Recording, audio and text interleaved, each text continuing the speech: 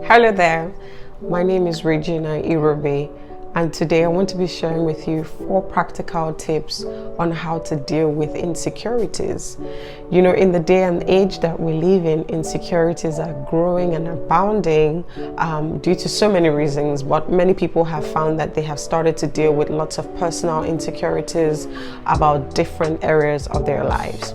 So just in case you're listening to me and you've been struggling with certain insecurities in your life, I want you to listen to this video and watch till the very end, because you just might be finding helpful tips to help you overcome the insecurity that you've been dealing with. So the first step to take is start by asking yourself why you feel insecure. Why do you feel insecure? I found, based off of my personal research and also in my interactions with lots of people, both male and female, that insecurity is just usually the symptom to a deeper problem. It's usually a symptom of a deeper problem. So there may be experiences that we've had in the past that have scarred us and that have shaped us, and they've shaped the way that we see ourselves and we see the areas of our lives where we feel the most insecure. And so insecurity becomes a byproduct of a traumatic experience that we've had in the past. And when I use the term trauma, it may not even be anything deep. It may just be something that someone said to you when you were a child, or an experience that happened in secondary school. So if you find that you're insecure about your life or about any area of your life, the first step to take is to stop and ask yourself why you're insecure. The essence of asking yourself this question is just to be able to dig a little deeper into your past to see the real root cause of your insecurity. Otherwise, you're going to solve for the symptom, but the sickness will recur. It just needs to be put in a different kind of a setting and another kind of setup, and you will find that because the problem hasn't been dealt with from the root, a recurrence can and likely will happen. The number 2 step to take when you're dealing with an insecurity is, I want to encourage you to confront your insecurities with truth. Sometimes our insecurities are just lies that we have told ourselves, or that the world has told us, or that the people around us have told us. And so in order to confront insecurity, you need to be mindful and be aware of truth, and you need to confront your insecurity with your truth. And in this instance, I would say an understanding of your identity and who you really are is extremely important. If you've never gone on that self-identification journey where you understand and know who you are and appreciate and fully embrace who you are, I'd encourage you to go on that journey. As long as you stay doubting yourself, as long as you stay unsure of yourself, you may never fully be in a position to embrace the truth that helps you combat or deal with your insecurities. So what is your truth? If, for instance, you've believed that physically maybe you don't look beautiful or you don't look handsome, and maybe in the past people have even said that to you, they've corroborated the lie that you have believed about yourself.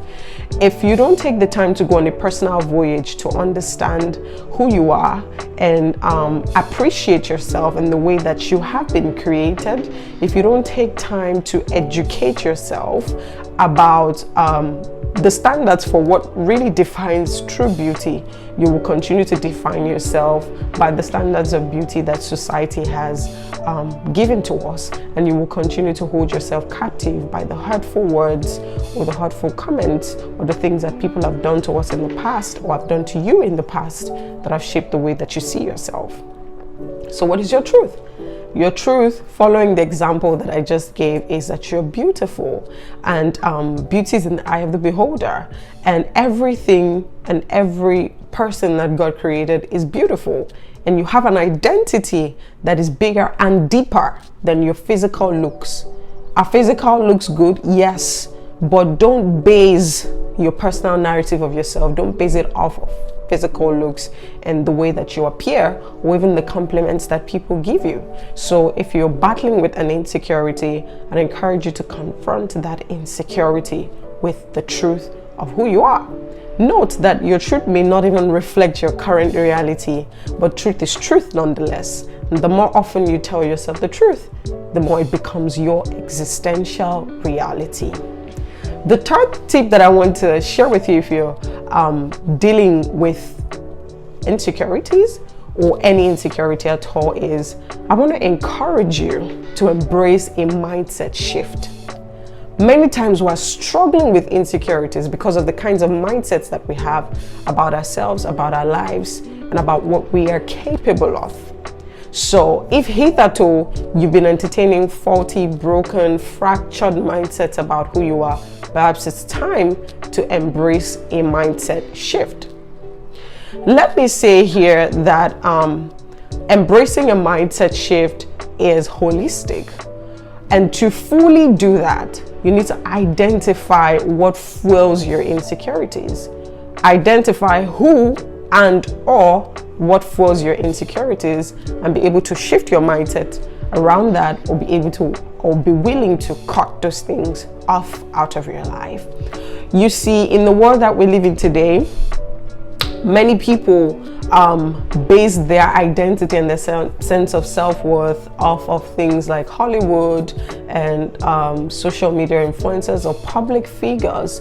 And so when they don't meet up to that standard, whether it be in terms of like physical looks or material possession or achievements in life, they start to feel insecure about their lives. But nothing could be more false.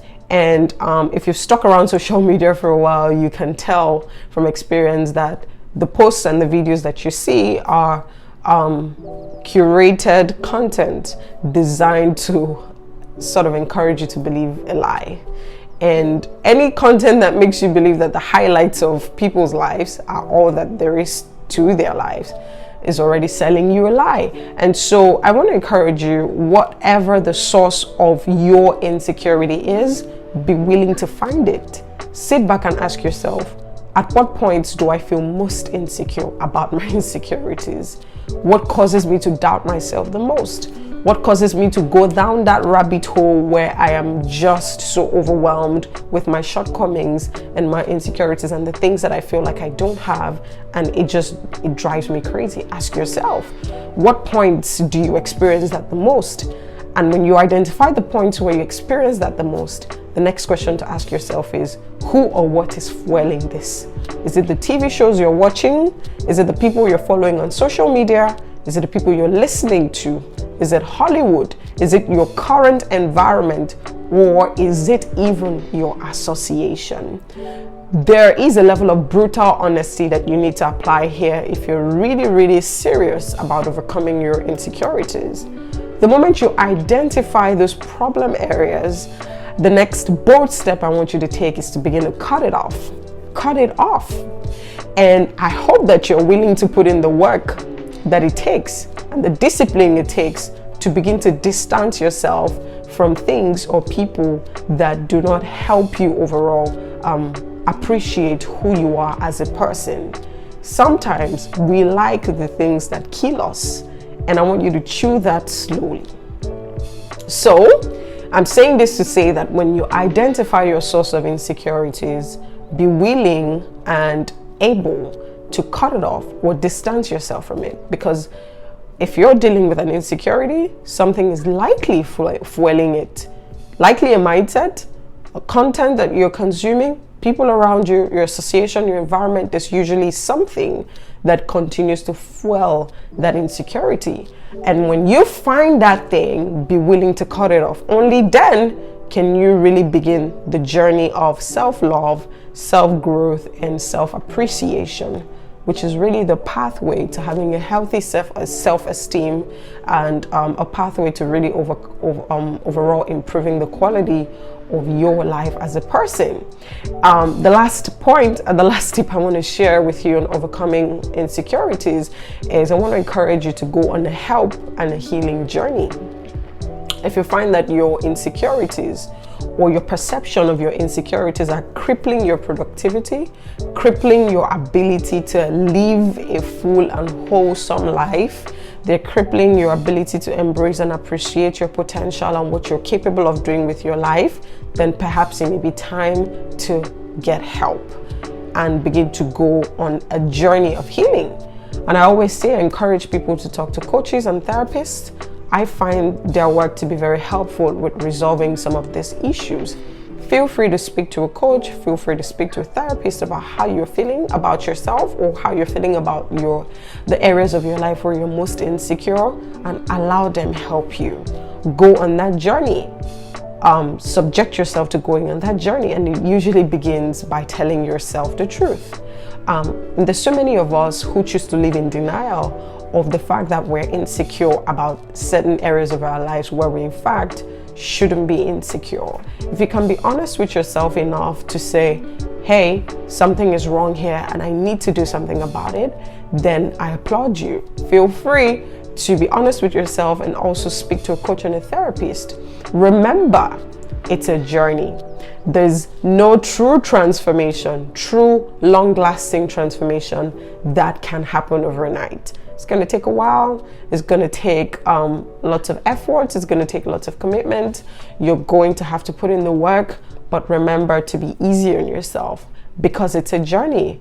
And I always say little progress is still progress, and it's better than no progress at all. So begin that journey. Give yourself the time that you need. Begin to rethink your thoughts and begin to question the mindsets that you're embracing. Begin to think differently about yourself, about your life, about your abilities, about what you're capable of, and begin to embrace an overall holistic, beautiful perspective and perception about who you are, because you're beautiful, you're strong, you have incredible potential, you are kind, you have strengths that cannot be matched with any other human. You are unique, authentic, original, and distinct in the way that your maker has made you. And there is no photocopy of you, there's no duplicate of you anywhere in the world. And I want that thought and I want that mindset to power you. I want it to fuel your life. I want it to surge through your head and influence the way that you see yourself from this point going forward. I'm so excited about what God can achieve through your life, and I can't wait to see you at the top. Remember, you are worth so much. Cheers to your transformation. I hope this video has helped you. If it has helped you, feel free to like, comment, and share with someone that may find this helpful. Enjoy the rest of your day and see you in my next video. Bye bye.